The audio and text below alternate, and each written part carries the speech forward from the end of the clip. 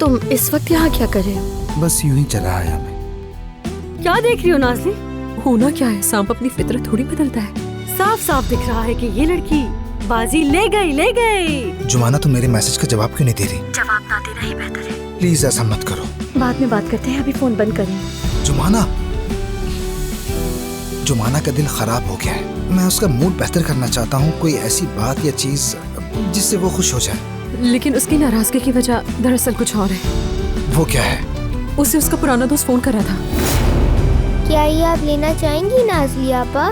लोभी शक्कर है क्या? ये आपा ओज़ान भाई के लिए भी लाई थी, क्योंकि ओज़ान भाई को ये बहुत पसंद है। बहुत शुक्रिया, मेरा मतलब वाकई बहुत शुक्रिया। कोई बात नहीं।